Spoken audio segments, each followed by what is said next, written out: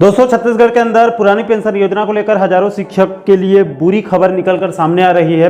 उन शिक्षकों को अब पुरानी पेंशन योजना से हाथ धोना पड़ सकता है और अब उनके तरफ से ओपीएस के मांग को लेकर राज्य सरकार के खिलाफ मोर्चा खोल दिया गया है। दोस्तों, क्या है पूरा मामला, वीडियो को अंत तक जरूर देखिए और पूरे मुद्दे को अच्छे से समझने की कोशिश कीजिए। नमस्कार दोस्तों, मैं हूं आपका दोस्त लोकेश साहू और आप देख रहे हैं लोकेश छत्तीसगढ़िया यूट्यूब चैनल। आप सभी साथियों का हमारे इस चैनल पर बहुत बहुत स्वागत है। दोस्तों, जैसे कि आप सभी साथियों को पता होगा कि छत्तीसगढ़ के अंदर पूर्व की भूपेश बघेल सरकार ने राज्य के कर्मचारियों के हित में एक बड़ा कदम उठाते हुए एनपीएस के स्थान पर ओपीएस का ऐलान कर दिया था, जिससे कर्मचारी जगत में हर्ष उल्लास छा गया था। बघेल सरकार के इस ऐतिहासिक निर्णय का सभी कर्मचारियों ने और उनके परिवार वालों ने भी दिल खोलकर स्वागत किया था। और दोस्तों, आपकी जानकारी के लिए ये भी बता दूं कि बघेल सरकार के कार्यकाल में ही ओपीएस को लेकर कागजी कार्रवाई भी पूरी हो चुकी थी और ओपीएस मिलने का इंतजार किया जा रहा था।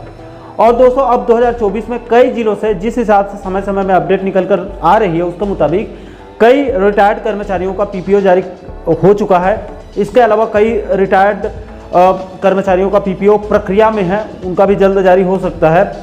इसके अलावा कई मृत कर्मचारियों का भी उनके परिवार वालों के लिए परिवार पेंशन के रूप में पीपीओ जारी किया जा चुका है और कई लोगों का यहाँ पर भी पीपीओ प्रक्रिया में है।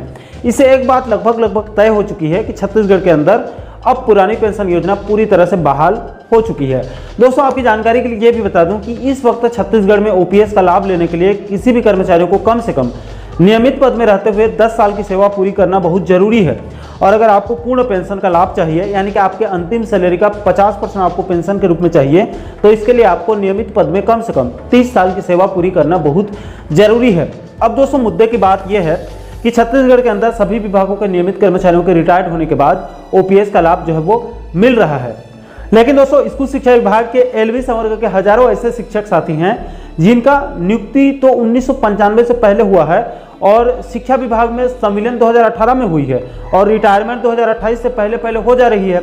उनको सरकार ओपीएस का लाभ देने से इनकार कर रही है, क्योंकि शासन का कहना है कि चूंकि उनका संविलियन 2018 में हुई है इसलिए वो 2018 से नियमित कर्मचारी हुए हैं, इसलिए उनकी सेवा की गणना पूर्व सेवा से न करके संविलियन तिथि से यानी कि 2018 से सेवा गणना किया जा रहा है।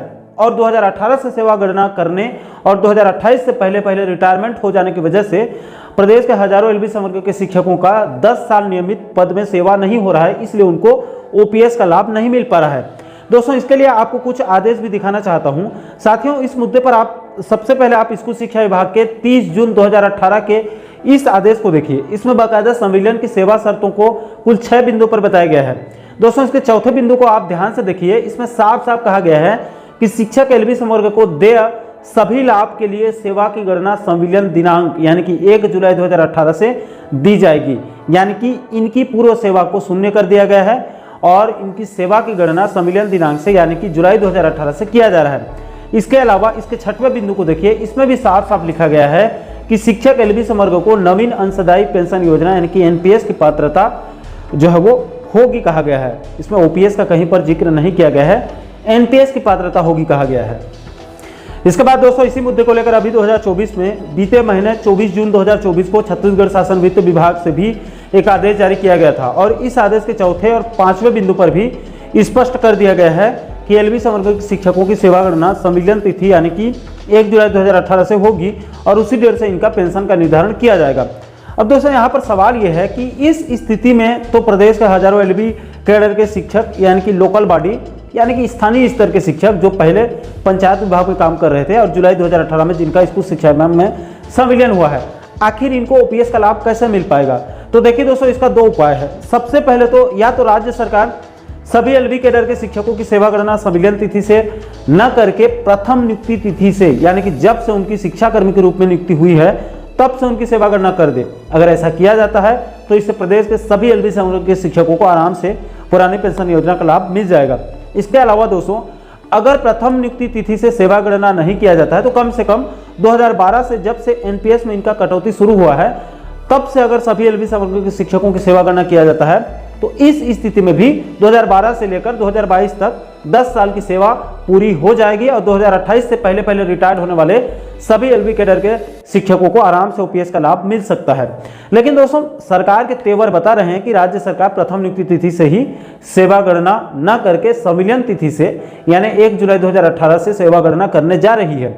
इसलिए दोस्तों अब जितने प्रभावित एलबी कैडर के शिक्षक हैं जो ओपीएस से वंचित हो रहे हैं, उन्होंने राज्य सरकार के खिलाफ मोर्चा खोलते हुए पेंशन संघर्ष मोर्चा नाम के एक संघ भी बना लिया है, जिसकी अगुवाई कौशल अवस्थी सर और रंजीत बनर्जी साहब कर रहे हैं। और इस मोर्चा में बड़ी तेजी से प्रभावित एलबी समूह के शिक्षक जो है वो अब धीरे धीरे जुड़ रहे हैं।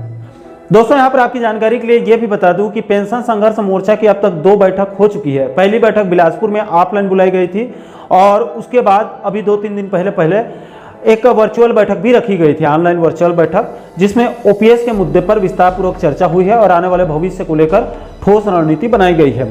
दोस्तों आपकी जानकारी के लिए यह भी बता दूं कि इसी प्रथम नियुक्ति तिथि से सेवा गणना करते हुए ओपीएस के मुद्दे पर एक याचिका बिलासपुर हाईकोर्ट में दायर हो चुकी है, जिसकी अब तक एक सुनवाई भी हो चुकी है और कोर्ट ने सरकार के उच्च अधिकारियों से जवाब भी मांगा है और इसकी आगामी सुनवाई 26 जुलाई 2024 को, यानी कि इसी महीने के लास्ट में 26 जुलाई को इसकी सुनवाई होने वाली है। अब दोस्तों इस मुद्दे पर आगे क्या होता है ये तो आने वाला वक्त ही बताएगा, लेकिन दोस्तों इस मुद्दे को लेकर आप लोगों की क्या राय है? क्या प्रदेश के एलबी संवर्ग के प्रभावित शिक्षक साथियों को राहत देते हुए राज्य सरकार को प्रथम नियुक्ति तिथि या फिर 2012 से ही, जब से एनपीएस कटौती हुई है तब से ही सभी एलबी संवर्ग के शिक्षकों की सेवा गणना करते हुए सभी को ओपीएस का लाभ देना चाहिए अथवा नहीं? इसको लेकर आप लोगों की क्या राय है? नीचे आप लोग कमेंट बॉक्स में अपनी प्रतिक्रिया, अपना फीडबैक आप लोग जरूर साझा कीजिएगा। और दोस्तों आप आगे भी कर्मचारियों और शिक्षकों और बुजुर्ग पेंशनर्स बंधुओं से जुड़ी इसी प्रकार के अन्य महत्वपूर्ण मुद्दों पर वीडियो देखना चाहते हैं तो आप हमारे चैनल को जरूर सब्सक्राइब कर लीजिएगा, ताकि आने वाले सभी नए वीडियो का नोटिफिकेशन आप लोगों तक तुरंत पहुंच सके। दोस्तों अभी के लिए फिलहाल इस वीडियो में इतना ही, मुझे दीजिए इजाजत। मैं मिलता हूँ आपसे एक और महत्वपूर्ण मुद्दे के साथ, महत्वपूर्ण टॉपिक के साथ। तब तक के लिए जय हिंद, जय छत्तीसगढ़।